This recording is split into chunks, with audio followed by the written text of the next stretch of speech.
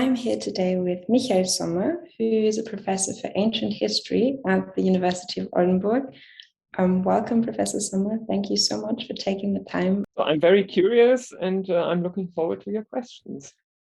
You've written a piece about how to make a bad emperor, which is going to be published in this month's issue of Public History Weekly. In your text, you describe how after an emperor had died, the decision whether he was worthy of becoming part of collective memory was subject to debate among senators and historiographers. My first question to you is, was there a tradition of reflecting on this practice of cancelling memory from an ethical point of view? No, I don't think so. I think the decision was made purely on pragmatic grounds. First, what was absolutely decisive was that the successor was happy with his predecessor to be committed to public memory. If that wasn't the case, he would have been condemned to oblivion. I don't think that there was any reflection on this process. It just happened. And it was a question, it was a matter of the balance of power. So if conditions were such that it was useful to remember an emperor properly, that would have been done. And otherwise, he would have been forgotten or cancelled, rather. I mean, if you were involved with an emperor who was then forgotten, it was probably the best way for you if this emperor was forgotten. Otherwise, your involvement would have become known. I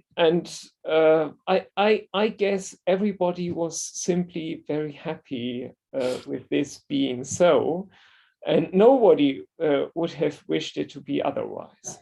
One thing I noticed is that it sort of seems contradictory that the emperors who were cancelled by the Senate are often the ones that we remember most frequently today. So would you really say that the term oblivion applies? Well, oblivion, so to speak. Their inscriptions were cancelled, their laws were abolished. I mean, this is a kind of a cancellation from official memory, but that doesn't, of course, imply that those emperors weren't privately remembered by Romans. And very often, what is behind bars, behind closed doors, that is what interests you most. I mean, what happened in the imperial palace under the reign of an emperor like Elagabalus or Caligula or Nero is definitely more interesting than what happened while the so-called good emperors ruled. Imagine, like, in 300 years' time, what do you think historians will use as source material when they are trying to investigate what you, amongst others, call modern cancel culture? Mm-hmm. I don't know whether they have access to our social media, but I mean, I think you can. What you can probably use is the tiny trigger words like. Somebody is, in German, umstritten, debated, right? This is very often, this is the beginning of the process of canceling somebody.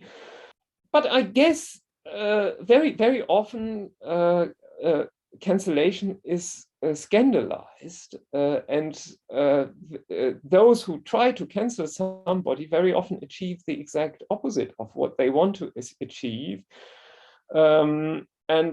Everybody talks about those whom they want to cancel. So I guess historians in 300 years' time will have plenty of source material on that. And I guess it's pretty much like in the Roman Empire. Cancellation actually never succeeds properly. So actually the cancellation kind of produces even more source material. Yes, it does. I've never reflected so much about this, but it probably does. And if you follow the debates in the social media, I think every attempt at canceling somebody generates huge amounts of debate. And I mean, provided this is accessible to historians in the future, I think they won't suffer from any lack of source material. No, I think like when I picture historians in a couple of 100 years time, I'm often very envious, because I find that as a medieval historian or as an ancient historian, it seems so luxurious to have that many so that much source material. But then again, we don't know, because of digital data, we don't know if it's stored properly. Precisely. I mean, I think this is a real problem right now. If I take into consideration the thousands of emails I write every month, I mean, most of this will probably be entirely forgotten. I don't know of any repository where this will be stored. For example, I'm the head of the Philosophischer Fakultätentag, the association of German-speaking faculties of arts. And in the past, we produced huge archives of letters being exchanged between X and Y. And I mean, all this has come to an end in the early 2000s at the latest. And we won't have any kind of source material like this in the future. So I think it's a kind of mixed bag, that there will be more in some areas, but there will decidedly less in some other. So I don't know whether I really envy historians of the future. Well, and we won't live to see it, so. No, that's part of the story, yes. So my last question is, I was wondering if there is any emperor you think we should remember more frequently, who has been forgotten, or if there's actually an emperor whose statue you would like to see erected today.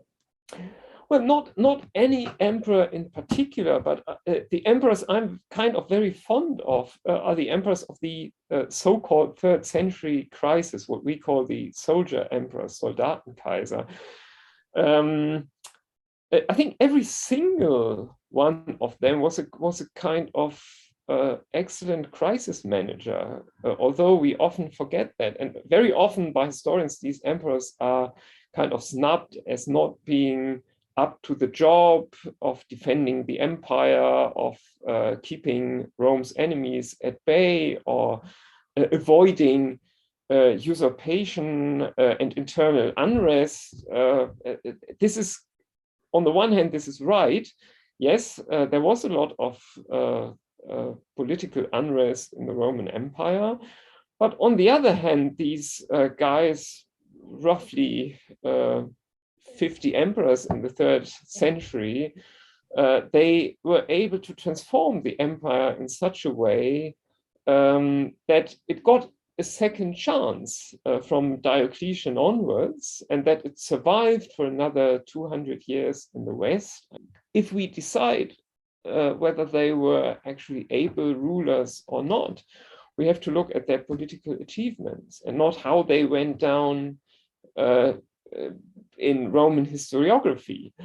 And I think maintaining and preserving the empire through this crisis is a colossal achievement. It's a kind of collective achievement by all of them. So I wouldn't erect a statue for a single one of them, but this would be kind of forest of statues for so many emperors then.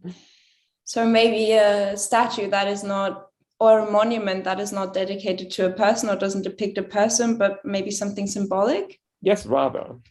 Okay, interesting. Well, thank you so much for taking the time. I was so happy to hear more about your very interesting text, which readers can read as of now. So thank you very much for having me. Thank you.